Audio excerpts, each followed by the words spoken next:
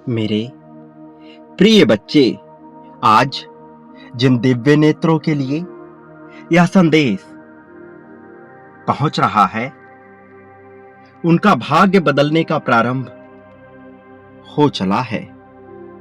तुम भी वास्तव में उन्हीं में से एक हो,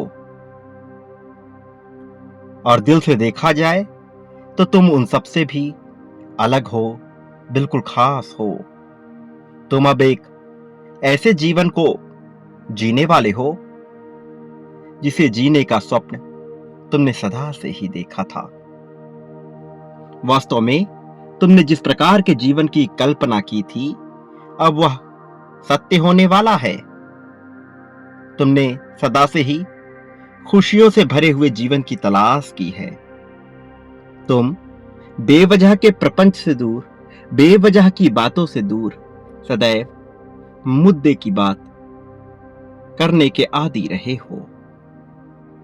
इस संसार में लोग अपनों से ज्यादा दूसरों के जीवन में दखल अंदाजी करते हैं और इस प्रकार का प्रपंच रचते हैं कि अपने ऊपर कार्य करने के बजाय उनका सारा समय दूसरों की चुगलियां, शिकायतें या कमियां निकालते ही बीतता है।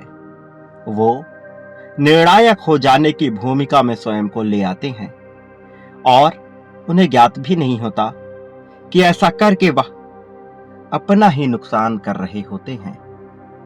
लेकिन मेरे प्रिय बच्चे, तुम अलग हो, तुम खास हो, तुम सदा से ही अलग रहे हो। वास्तव में तुम दूसरों के जीवन से कभी उतना मतलब रखना ही नहीं चाहते थे। यह अलग बात है कि संसार की ऐसे परिवेश में तुम पले बढ़े कि कहीं ना कहीं तुम्हें इस प्रपंच में सम्मिलित होना पड़ा, लेकिन तुम्हारी मानसिकता कभी भी उस प्रपंच में फंसने की नहीं थी। मेरे प्रिय बच्चे, लोगों की जिंदगी से दूर, उनके प्रपंच से दूर, तुमने सदैव अपने जीवन को सुदृढ़ करने का, अपने जीवन को बेहतर बनाने का, अपने जीवन को सही दिशा देने का प्रयास किया है, ऐसा ही विचार किया है। वास्तव में तुमने तो उन एहसासों को भी महसूस किया है जो महसूस करना साधारण नहीं है। चाहे दुख की भावना हो, चाहे सुख की भावना हो, तुमने हर तरह की भावना में अलग अलग एहसासों को महसूस किया है। प्रिय बच्चे, जब कभी ऐसा हुआ कि तुम टूटकर बिखरने वाले हुए, तब भी तुमने बिना चिंता किए हुए सदैव ठंडे दिमाग के साथ संतुलित होकर कार्य करने पर ही विचार दिया। प्रारंभिक समय में तुम्हें झटके लगे, तुम्हें अपनी गलती पर अवाक हो जाना पड़ा, लेकिन उसके बाद तुम संभले, और यही तुम्हारी सबसे खास बात है। वास्तव में तुम कभी भी इस संसार में साधारण चीजों के लिए बने ही नहीं थे। सदा से ही कुछ खास, कुछ अलग, कुछ विशिष्ट होने की तुम में चाहत रही थी, और इसी वजह से तुम इतना आगे आ सके।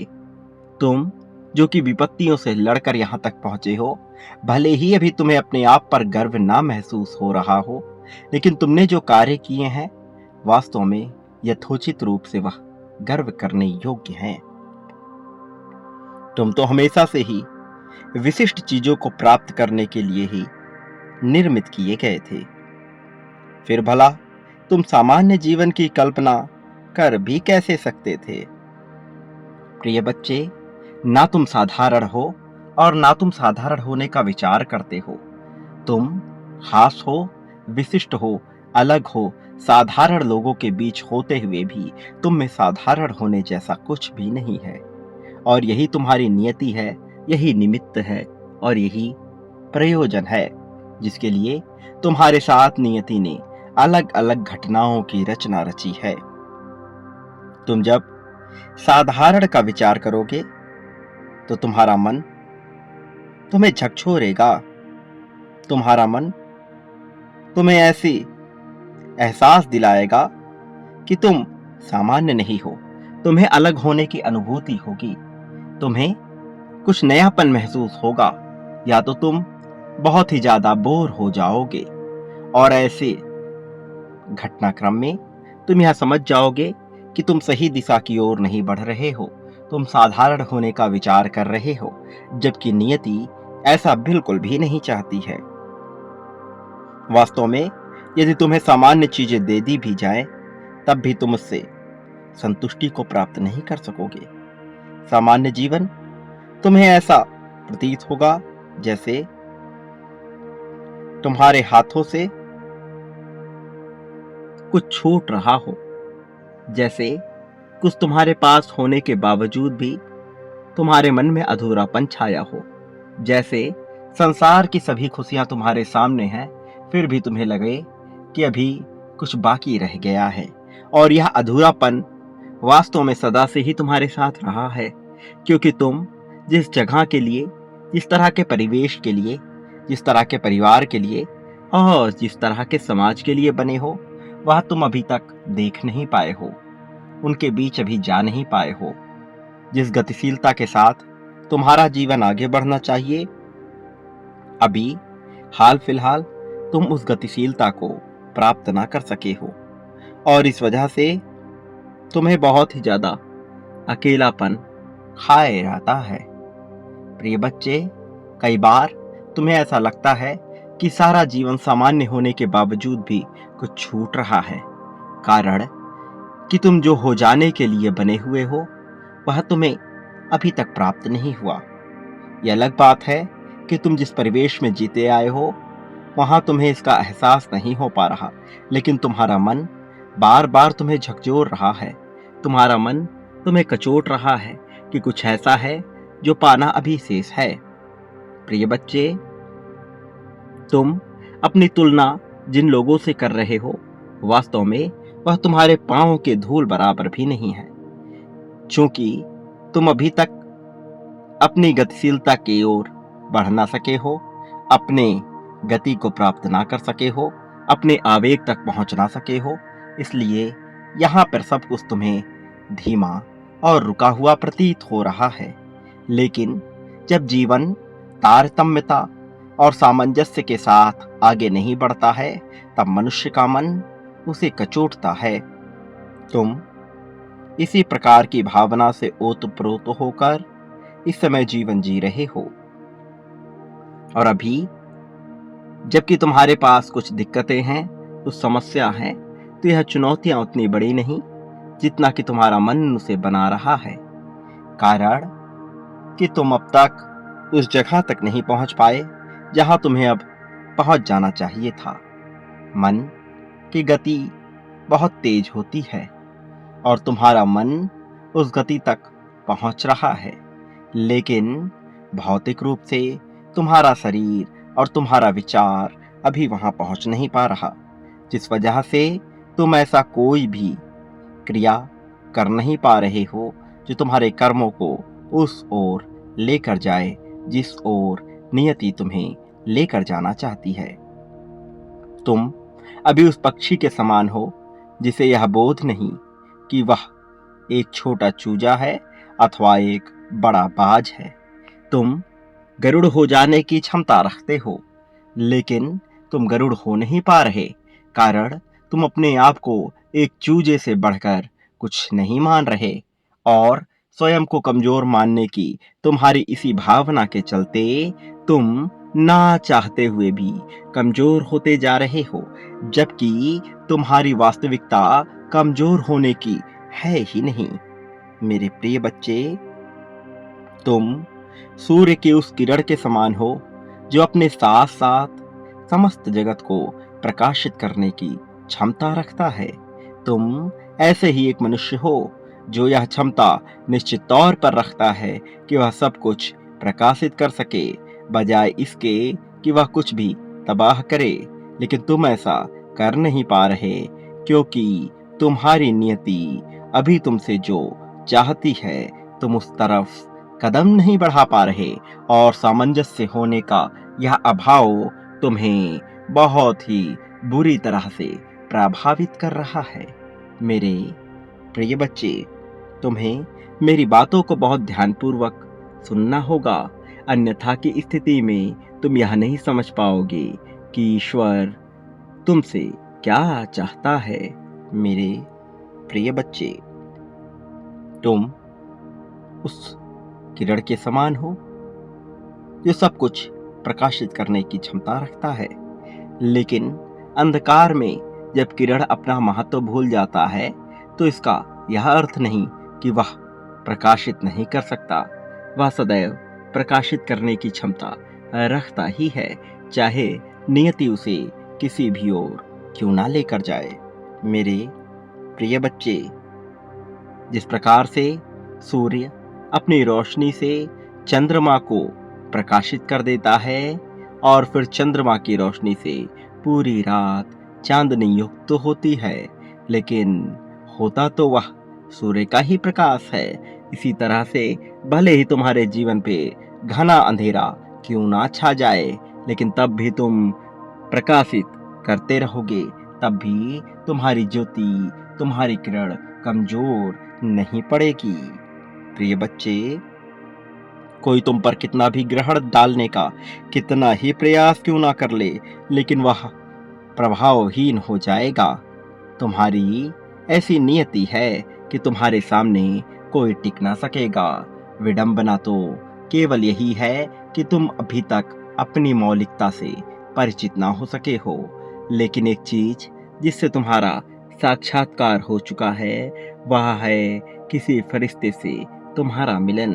हाँ मेरे प्रिय बच्चे, तुम्हें ज्ञात नहीं, लेकिन फरिश्ते से तुम्हारा मिलन हो चुका है। तुम्हें अभी उसकी शक्तियों का एहसास नहीं है, और उसने तुम्हें जो दिव्य आशीर्वाद प्रदान किया है और जिस दिव्य आशीर्वाद के चलते तुम्हारे मन में तरह तरह की भावनाएं जन्म ले रही हैं, तुम्हें उसका एहसास नहीं है। लेकिन फिर भी यह घटना घटित हो चुकी है, और अब जबकि यह घटना घटित हो चुकी है तो तुम्हारे लिए सब कुछ करने की योजना बनाई जा रही है। अब यह योजना पूरी तरह से कारगर, पूरी तरह से सफल होने वाली है।